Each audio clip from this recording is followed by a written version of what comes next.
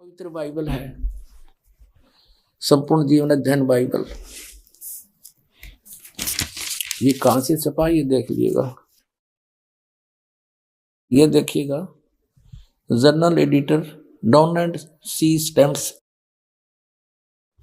Associate editor ये Wesley Adams PhD, life publishers international.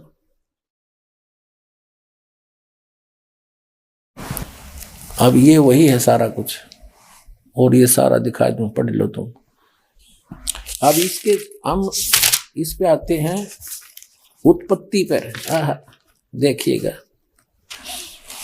ये उत्पत्ति जिसको अंग्रेजी में इन्होंने कहा है जेनेसिस, जेनेसिस 1 प्रश्न नंबर 4 पे। आदि में यानी प्रारंभ में परमेश्वर ने आकाश और पृथ्वी की सृष्टि की। पृथ्वी बेडौल और सुनसान पड़ी थी, यह पहला दिन हुआ। फिर परमेश्वर ने जो कहा, जल के बीच एक ऐसा अंतर हो कि जल 2 भाग हो जाए। सारा कुछ क्या, सांझ हुई भोर हुई, फिर दूसरा दिन हो गया, फिर सांझ हुई भोर हुई, तीसरा दिन हो गया। हमने अपने मतलब की बात लेनी, ये चौथा दिन हो गया। सांझ हुई भोर हुई, फिर चौथा दिन हो गया। अब हम ये 5वां दिन हो गया, प्रश्न नंबर 5 पर आ गए हम। ये सांझ हुई भोर हुई, 5वां दिन हो गया। अब छठे दिन ये आ गया, छठा दिन। ये छठे दिन में चल पड़ा।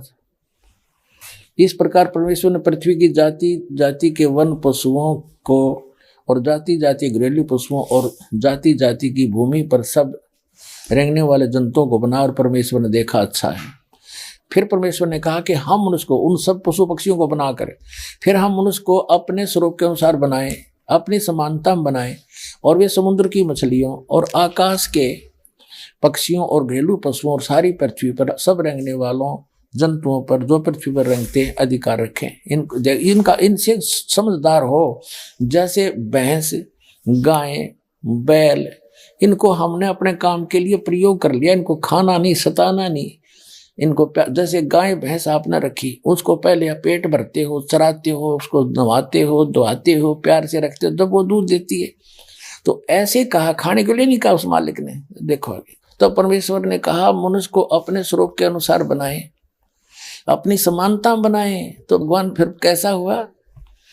फिर परमेश्वर ने कहा हम मनुष्य को अपने स्वरूप के अनुसार बनाए, अपनी समानता बनाए, और वो समुद्र की मछलियों और आकाश के पक्षियों और घरेलू पशुओं और सारी पृथ्वी पर रेंगने वाले जंतुओं पर जो पृथ्वी पर रेंगते अधिकार रखे। आगे देखो, तब परमेश्वर ने मनुष्य को अपने स्वरूप के अनुसार उत्पन्न किया। अपने ही स्वरूप के अनुसार परमेश्वर ने उसको उत्पन्न किया, नर और नारी करके उसने मनुष्यों की सृष्टि की। तो भगवान कैसा? नर आकार, मनुष्य सदृश। जैसे जिनको परमात्मा मिले, सचखंड लेकर गई, वापस छोड़ा, उन्होंने बताया हमरे ही निहार है, हमारा सृजनहार, अपना हमारा भगवान हमारे जैसी शक्ल का है। लेकिन उसकी बॉडी, वो उस वहां जाकर के सभी का जो शरीर है इमोर्टल हो जाता, अविनाशी शरीर मिलता है। वो मटेरियल सारा अविनाशी मटेरियल का शरीर है, और यहाँ पर ये नाशवान है ये शरीर। यहाँ जब आता है परमात्मा अपनी ओरिजिनल बॉडी से ही आता, वो अविनाशी, वो ऐसे ही किसी माँ से जन्म नहीं लेता, सह शरीर आता है, सह शरीर चला जाता है। आपको प्रमाण दिखाएंगे। अल्लाहू अकबर, सह शरीर आया था, बालक रूप धारण किया, लीला करते बड़े हुए, फिर सह शरीर चले गए लाखों लोगों के सामने। अब ये स्पष्ट हो गया कि परमात्मा ने मनुष्य को अपने जैसा, अपनी सूरत में, अपने शकल के अनुसार अपने जैसा रचा। तो भगवान भी, अल्लाह भी मनुष्य जैसा। आदम को और उसकी पत्नी को इस यहाँ के भगवान ने, जिसको ये भगवान मानते हैं, ब्रह्मा ने, वास्तव में ये है कि ब्रह्मा ने उनको एक वाटिका में छोड़ दिया। उनको इतना मंदबुद्धि बना रखा था कि उनको कोई आभासा नहीं था। उनसे कहा कि और सब इस वाटिका के सब वृक्षों के फल आप खा लो, लेकिन ये बीचों बीच जो जीवन जो फल हैं, बीच वाले वृक्षों के फल मत खाना, खाओगे तो मर जाओगे तुम। यानी झूठ बोलना शुरू किया इसने। एक दिन वो काल आ गया सर्प बन के, वो शैतान कह दिस नहीं, और सर्प बन के आके हवा को बोल दिया कि ये बीच वाले पेड़ के फल क्यों नहीं खाते तुम। उन्होंने कहा कि हम और सब फल खा सकते हैं, अल्लाह ने कह रखा है कि बीच के फलों को ना खाना, तुम मर जाओगे। सर्प ने कहा, काल आ गया सर्प बन के कि ऐसी बात नहीं है, ये तो बहुत अच्छे फल है, इनको खाने से तुम मरोगे नहीं बल्कि तुम्हें भले बुरे का ज्ञान हो जाएगा। तो उस औरत ने, हवा ने फल तोड़ा, आप भी खा लिया, अपने पति को भी खवा दिया। तो उनको आभास हुआ, उनका नशा सा उतर गया कि तुम तो नंगे हैं, हम उनको शर्म आई एक दूसरे से। उन्होंने अंजीर के पत्ते तोड़कर लंगोट बांध लिए दोनों ने। फिर कहते हैं शाम के समय वो अल्लाह यानी खुदा, वो परमात्मा आया, उसकी पैर की कदम की आवाज सुनकर वो दोनों छुप गए वाटिका में। और उस भगवान ने आवाज लगाई, ईश्वर ने, कि तुम कहाँ हो आदम।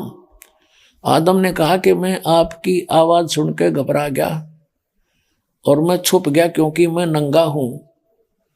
तो कहते हैं भगवान ने कहा कि क्या तुमने वो फल खा लिए जो मैंने मना किए थे। हाँ हमने खा लिए, मेरी पत्नी ने खिला दिए। उसकी पत्नी से पूछा तो उसने कहा कि सर्प ने बहका दिया, हमने इसलिए खा लिए। तो वो अल्लाह जिसने, ये भगवान कहते हैं पवित्र बाइबल के पढ़ने वाले, उसने सोचा कि अब इन आदम और हवा ने वो फल खा लिए, ये भले और बुरे का ज्ञान कराने वाले फल खा लिए, और कहीं ऐसा ना हो कि इसी वाटिका में ऐसे भी फल लगे हैं, ऐसे वृक्ष भी हैं जिनका फल तोड़ कर ये खा लेंगे तो ये अमर ना हो जाएं और हम में से एक के समान हो जाएंगे अगर ये फल खा लिया तो। अब दिखाते हैं पवित्र बाइबल फिर से, ये देखिएगा पवित्र बाइबल फिर दिखाते हैं आपको। ये वही है पवित्र बाइबल, संपूर्ण जीवन अध्ययन बाइबल, ये अभी आपको दिखाया, ये देखिएगा, ये है। अब इसके हम उत्पत्ति ग्रंथ को पढ़ रहे हैं, यहां पढ़ लिया। अब हम यहां जाते हैं, हम थोड़ा सा दिखाएंगे फिर पढ़ सकते हो आप। वैसे थोड़ा हिंट देती है, यहां पर लिखा है, तब यहोवा परमेश्वर ने आदम को भूमि की मिट्टी से रचा और उसके नथनों में जीवन का श्वास फूंक दिया और आदम जीवित प्राणी बन गया। और यहोवा परमेश्वर ने पूरब की ओर अदन में एक वाटिका लगाई और वहां आदम को जिसने उसे रचा था रख दिया। और यहोवा परमेश्वर ने भूमि के सब भांति भांति के वृक्ष जो देखने में मनोहर और उनके फल खाने में अच्छे हैं उगाए और वाटिका के बीच में जीवन के वृक्ष और भले बुरे के ज्ञान के वृक्ष भी लगाया। अब देखो, यहोवा परमेश्वर ने आदम को लेकर अदन की वाटिका में रख दिया और वह उसमें काम करे और उसकी रक्षा करे। और यहोवा परमेश्वर ने आदम को यह आज्ञा दी कि तू वाटिका के सब वृक्षों का फल बिना खटके खा सकता है, पर भले बुरे का ज्ञान का जो वृक्ष है उसका फल तू कभी न खाना, क्योंकि जिस दिन तू उसको खाएगा उसी दिन अवश्य मर जाएगा। अब यहाँ देखो 8 पृष्ठ पे पढ़ रहे हैं हम, जेनेसिस 8 पृष्ठ पे 18वां। यहोवा परमेश्वर ने कहा, आदम का अकेला रहना अच्छा नहीं और उसके लिए एक ऐसा सहायक बनाऊं जो उससे मेल खाए। यह देखिए, तब यहोवा परमेश्वर ने आदम को भारी नींद में सुला दिया और ये तो उसकी उत्पत्ति की, उसकी हड्डी निकाल ली नौकर। फिर यहाँ देखते हैं मनुष्य का पतन। यहोवा परमेश्वर ने जितने बनैले पशु बनाए थे उन सब में सर्वदुर्लभ था।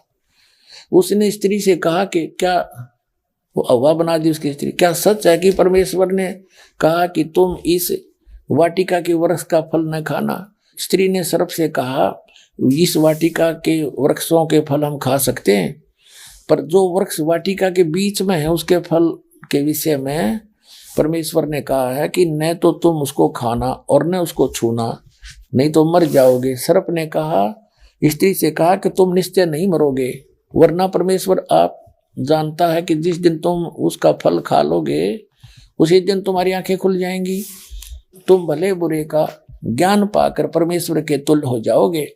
तब स्त्री ने देखा उस वृक्ष का फल खाने के लिए अच्छा है, देखने में मन भाऊ है, बुद्धि देने के लिए चाहने योग्य भी है, तब उसने उसको तोड़कर खाया, अपने पति को भी दिया और उसने भी खाया। तब उन दोनों की आंखें खुल गई। उन्होंने मालूम हुआ कि वे नंगे हैं, इसलिए उन्होंने अंजीर के पत्ते तोड़कर लंगोट बना लिए।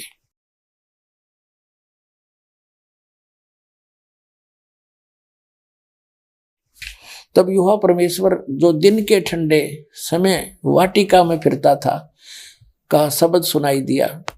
तब आदम और उसकी पत्नी वाटिका के वृक्षों के बीच युवा परमेश्वर से छिप गए। तब युवा परमेश्वर ने पुकार कर आदम से पूछा, तू कहाँ है? यानी वो भगवान इतना अज्ञानी है कि नहीं पता फिर वो कहाँ छुप रहे हैं। अब और वाटिका में घूमने फिरने लग रहा है। सारे बाइबल के पढ़ने वाले ईसाई यहूदी कहते हैं भगवान तो निराकार है। बताओ अकल है कोई ज्ञान? ये देखो, और इसमें सपरेट है, घूमा फिर सारी बात कर रहा। युवा परमेश्वर ने पुकार कर आदम से पूछा, तू कहाँ है? तो उसने कहा, मैं तेरा शब्द बारी में सुनकर डर गया, क्योंकि मैं नंगा था इसलिए छिप गया। अब हम अपने मतलब की बात पढ़ेंगे। दास ये सिद्ध करना चाहता है कि परमात्मा निराकार नहीं है, वो मनुष्य जैसा है।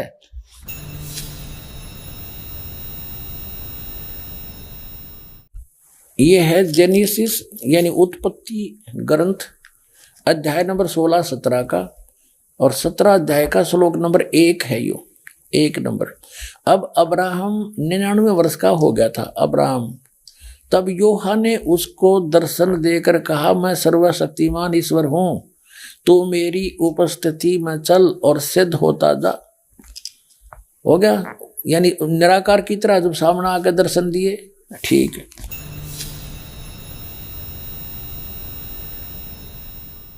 जेनियस 17-18 24 नंबर पृष्ठ पे और 17-18 ये अध्याय है। तो 18वें अध्याय में अब्राहम मामरे के बांध वृक्षों के बीच कड़ी धूप के समय तंबू के द्वार पर बैठा हुआ था। तब यूहन्ना ने उसे दर्शन दिया। उसने आंख उठाकर दृष्टि की तो क्या देखा कि 3 पुरुष, ये 3 भगवान उसके सामने खड़े हैं।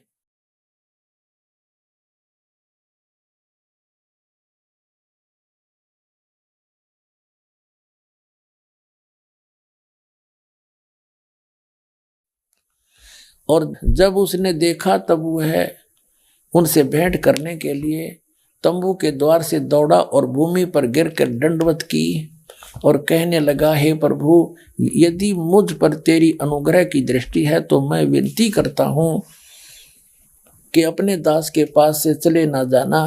मैं थोड़ा सा जल लाता हूँ और आप अपने पांव धोकर इस वृक्ष के नीचे विश्राम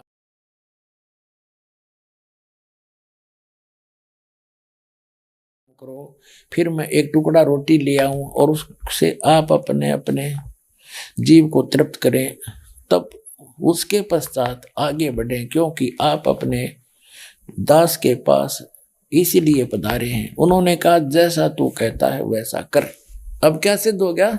3 तो हो गए सिद्ध। ये वही 3 हैं, ब्रह्मा विष्णु महेश हैं। रूप बदल कर ये किसी भी रूप में चले जाते हैं, मनुष्य सदृश रूप भी धारण कर लेते हैं। ये चतुर्भुज तक बना सकते हैं, इससे आगे इनके हाथ नहीं बन सकते।